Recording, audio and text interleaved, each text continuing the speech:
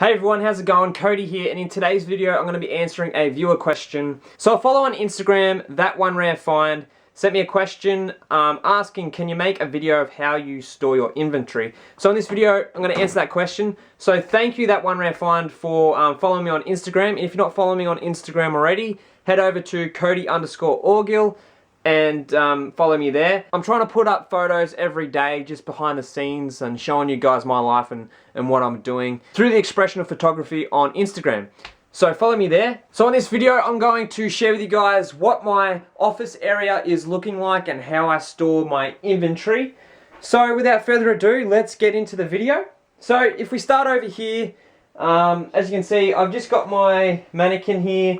Now this jacket is actually quite an expensive jacket, hence the reason why I'm actually preserving it on the mannequin. It's like $500 worth of the jacket there, so I'm just, sitting it on the mannequin so I don't have to fold it or make any creases and hinder its condition and all that stuff. So here you can see I have a clothing rack, and this is where I store things like jackets, jumpers, really big thick jackets and jumpers, because I can't really fold them up and stuff. Things like that. And I've got like sweaters, lighter jackets, long coats. I actually put t-shirts up here because I don't really go for t-shirts that much. So considering I don't have a lot of them, I just hang them up there. Then I have my cycling jerseys, vests. And when I have cycling nicks, I'll hang them up there too. I've actually just sold all of those. Also, what else do I have? It's just some more jumpers, jackets, and the really expensive or high quality long sleeve button front shirts I'll hang up here too.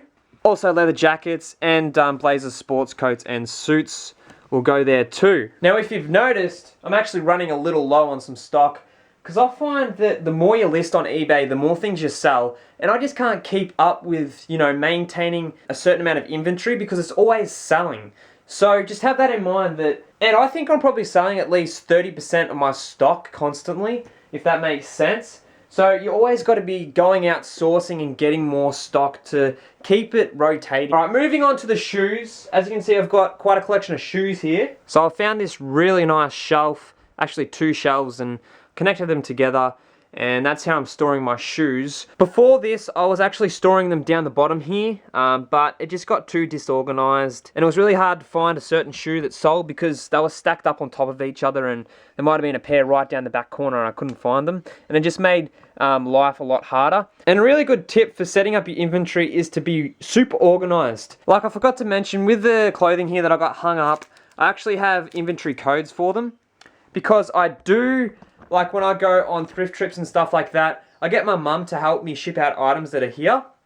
And to make things a lot easier and less complicated, and to save trouble with the business, like say mum accidentally ships out an item that's the wrong item and it just makes a real headache, I have inventory codes, and this helps the confusion and it just helps everything run so much more smoothly. Now I don't really use it for my own personal use because I kind of know where everything is. I sort it out in, product types and stuff like that. And I don't have the multiple amount of the same item or something like that. So it makes it a lot easier. But also, again, going back to these shoes, I have them organized in the type of shoes they are. So if you can see right down the bottom, I've got like vintage Nikes. These are the TN edition ones, and all of them are the same.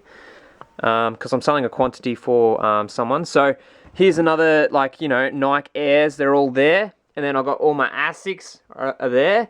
And then these are actually all my ones that I've purchased from thrift stores, and the others just like client work. So here we've got, Asics here, Converses here, vintage Nikes here, some more Adidas's, and then here's a Nike Airs and things like that. Then I've got a few pairs of Jordans, and I just, organize it really nicely. And also my 5 fingers go up the top.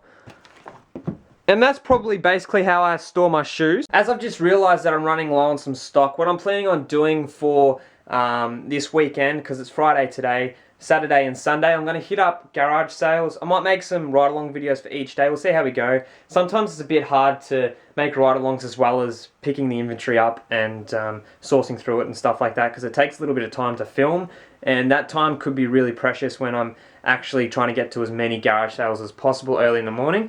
So anyway, I'll try and get that done for you guys, but we'll see how it goes. So I'm planning to go garage sailing this weekend.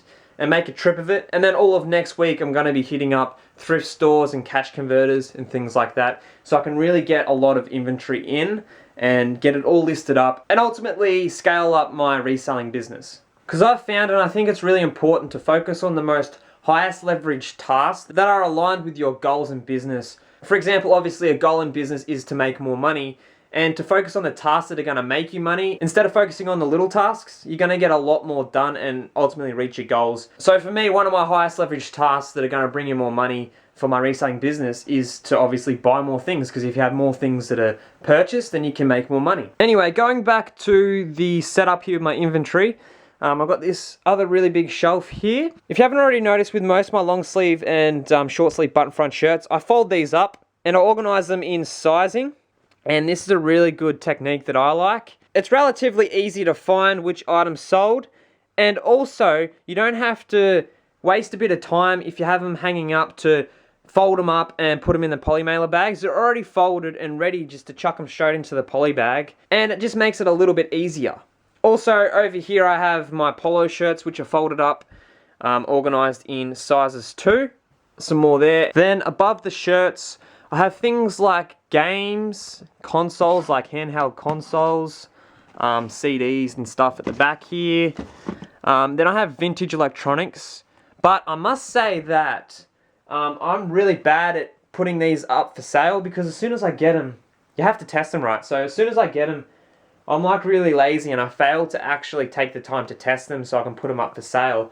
And that's one of the things that I'm really bad at. And I want to know with you guys, what's one item or particular sets of items that you're really bad at listing? And you procrastinate almost and don't list it, or you just forget about it entirely, and then eventually you'll say, you know, I'll get to listing it, but you never do. With me, it's vintage electronics. And also over here I have some calculators as well. There's that really expensive calculator that's still sitting, it hasn't sold yet. It's worth about $600-700 there.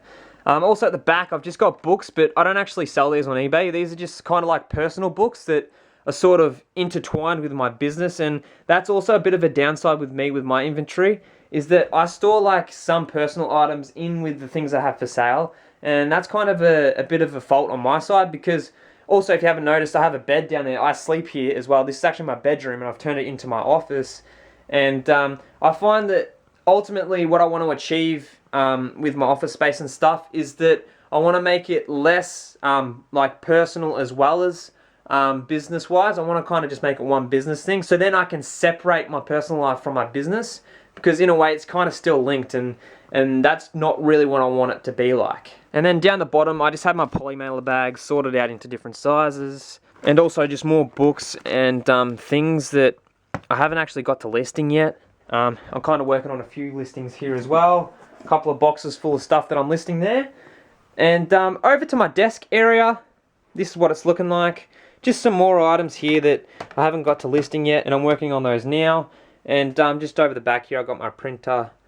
And also I've got, you know, Guitar Hero controller there. And if you can see that at the back, I just have my Guitar Hero controllers, which are nicely hidden out of sight, because they can be quite awkward to store sometimes. And what I do with those, considering some of them are quite similar looking and stuff, I'll just give them inventory codes like, you know, Guitar Hero GH1, GH2, etc. and then link that with the listing. But yeah, that's about it for the video. This is basically how I store my inventory. Over time I found that I've increased my organization skills in terms of storing everything. And if you're more organized, it just makes everything run so much more smoothly. But yeah, I think that's about it. You know, up the top there I've just got, you know, big items that, you know, take up too much space anywhere else. And then my bubble wrap up the top there. But that's about it for today's video. Thank you for watching, everyone.